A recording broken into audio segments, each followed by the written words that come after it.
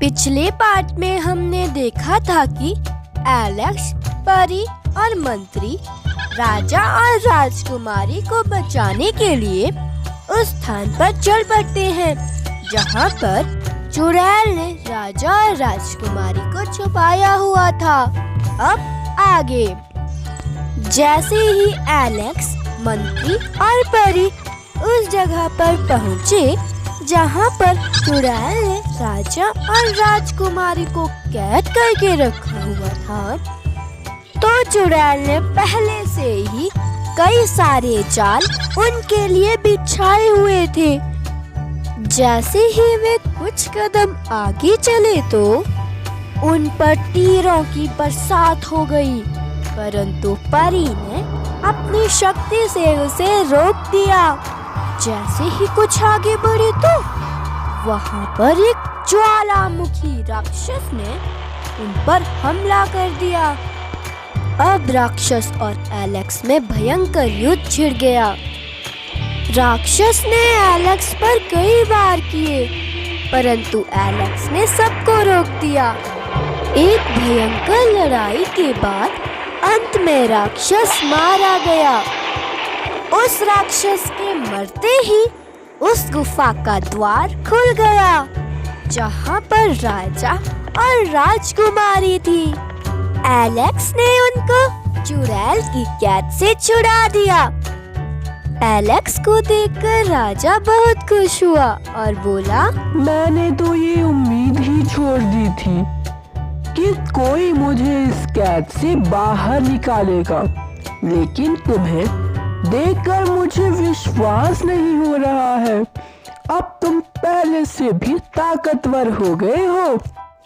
Alex बोला, पिताजी आप चिंता ना करें, मैं उस चुड़ैल को मारकर उसके आतंक से सबको मुक्त कर दूंगा।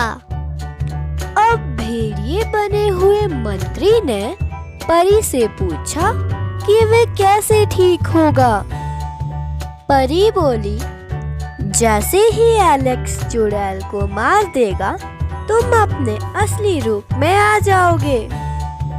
अब परी एलेक्स से बोलती है, मैंने अपना वादा पूरा किया, अब मैं वापस परीलोक में जा रही हूँ। मैं तुम्हें अपनी कुछ जादुई शक्तियाँ दे देती हूँ, इनकी मदद से तुम आसानी से चुड़ैल का सामना कर पाओगे।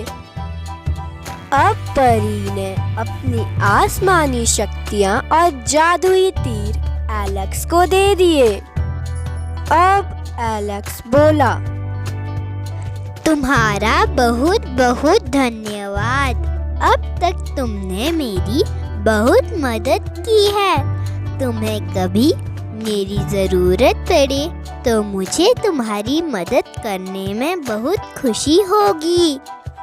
अब परी सबको अलविदा कहकर परीलोक में चली गई। राजा, एलेक्स और राजकुमारी महल की ओर चल पड़े। जैसे ही एलेक्स राजकुमारी और राजा के साथ चुड़ैल को मारने के लिए चला तो चुड़ैल ने अपने जादुई शीशे में उन्हें आते हुए देख लिया। क्या चुड़ैल राजा, राजकुमारी और एलेक्स को रास्ते में ही मार देगी या एलेक्स चुड़ैल को मार देगा? ये जानने के लिए अगला पार्ट देखें। अगर वीडियो पसंद आया हो तो please like, subscribe and share the video.